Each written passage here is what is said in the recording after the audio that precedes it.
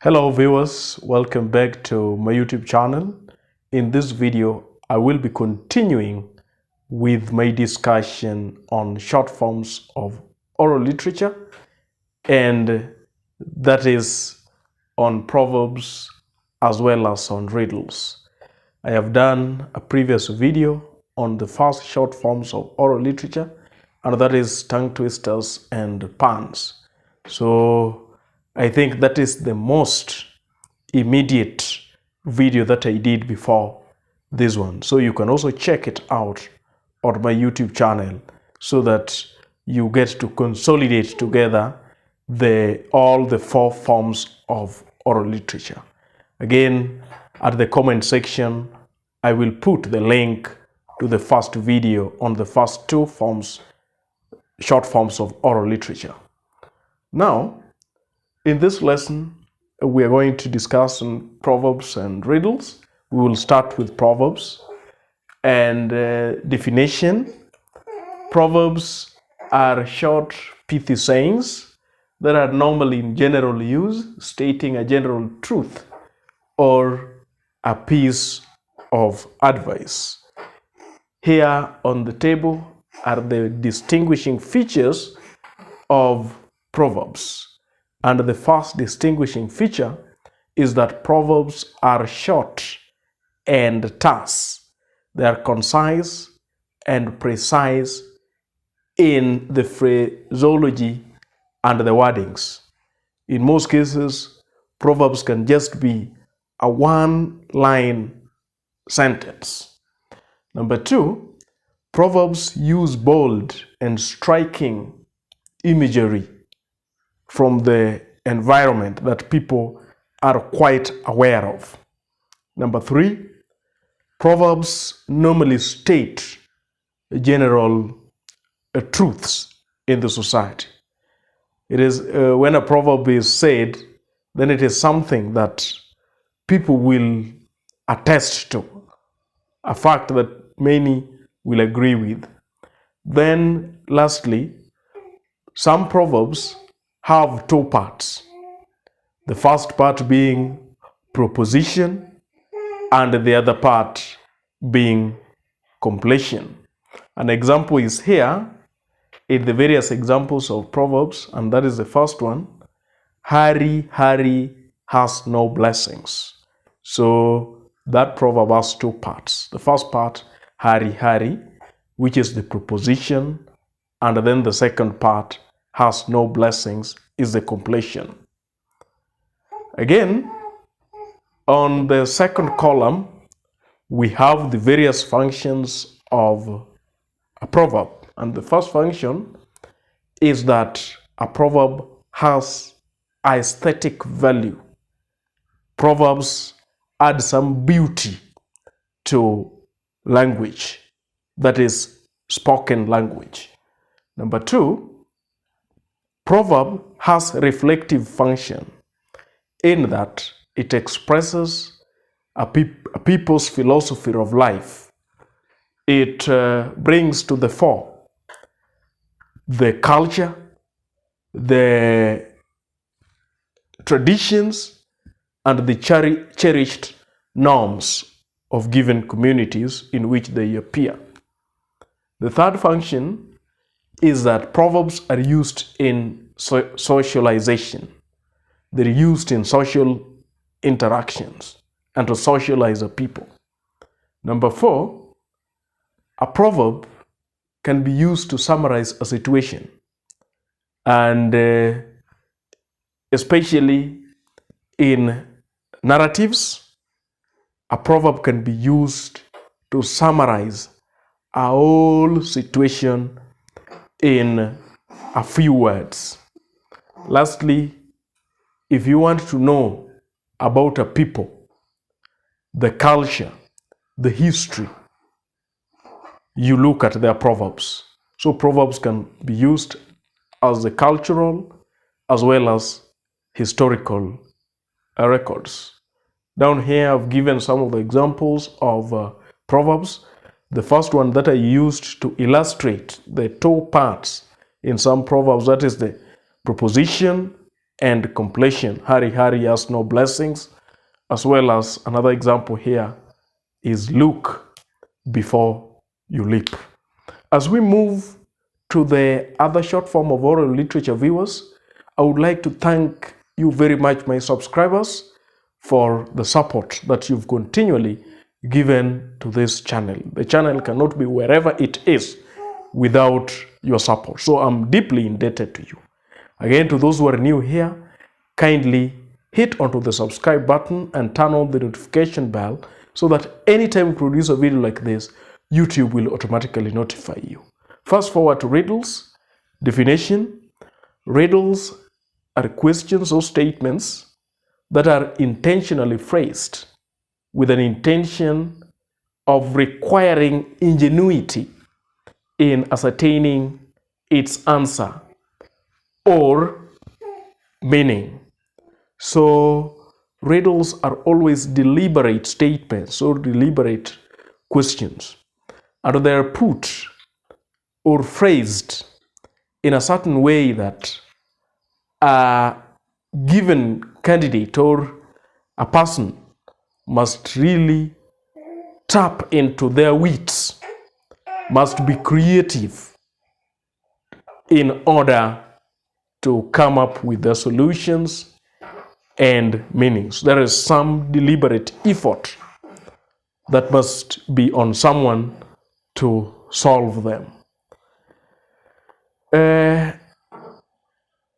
Riddles are normally presented as a play, and there is always the stages of what we call a riddling process. Very fast, let us go through the various stages in a riddling process. And the first in that riddling process, we have the challenge. And here is where the challenger, that is the person who normally poses the riddle, the challenger requests to pose the riddle. Here is where we can have something like, I have a riddle. That is an example of the challenge. We can also have riddle, riddle. Then we have the response. And at this second stage, the respondent, that is always this person who is required to solve the riddle, normally grants the challenger the permission to go ahead and pose the riddle. That is where we can have statements like riddle come. The third stage, we have the posing of the riddle itself. Here is where, after the challenger said riddle, riddle, the respondent has said at the point of the response, riddle come, then the challenger decides to now pose the riddle. An example could be, a small woman cooks better than your mother. So that is an example, a probable riddle that the challenger can pose at this point. From there, we now move to the attempts. The respondent now try to bring to the fore the solutions to the riddle.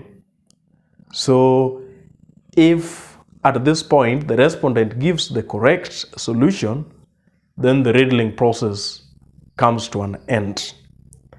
In an event that the respondent fails to give the correct solution to the riddle, then the challenger demands for a prize. Maybe the respondent can decide to give the challenger a city or maybe some prize at this point. Once the prize is given and the challenger ultimately accepts the prize, the challenger then gives the correct answer to the riddle, and that is where we have the solution. So like in our example, a small woman cooks better than your mother, the solution could be a bee. Again, we have various features and functions of riddles, and I have divided them into two columns. The first column is for features. So one feature of a riddle is that a riddle uses figurative language. There is a lot of use of metonymy, similes, metaphors, synecdoche, and other figures of speech. Again, some riddles use sound patterns. There is sometimes use of alliteration, where there is the repetition of initial consonant sounds in words that appear in that riddle. There could also be assonance and at the same time onomatopoeia. Thirdly, riddles also use imagery from the local environment. There could be reference made to birds, to animals, or sometimes even to the modern technology. Like for instance, there is a riddle that has been framed as a question, as a statement, and it states that I am a person who, when I speak, the whole world listens. So that could be a television or a radio. So the imagery in this case is that of modern technology. Number 4, riddles are also short, terse, and puzzling.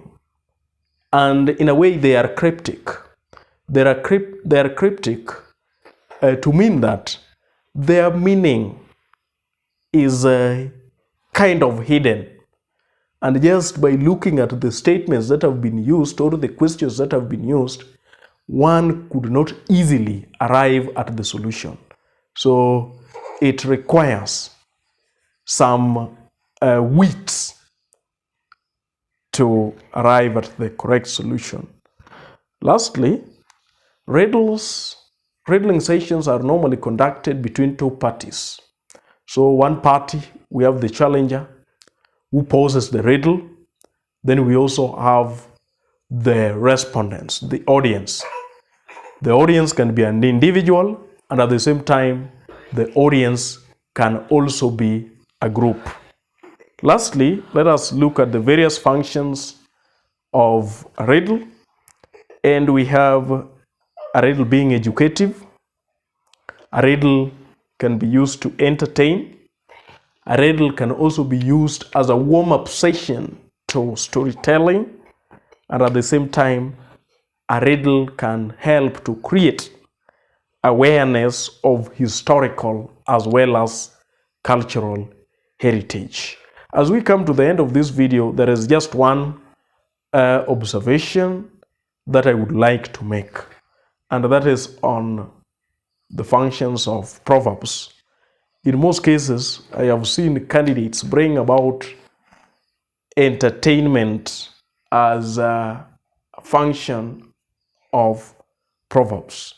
So there are certain proverbs that a candidate is likely to meet in the questions, and looking at the nature in which it has been phrased or what is being communicated, most proverbs are really not for entertainment, but they are there to educate, they are there to warn, and they are there for the functions that we've been given.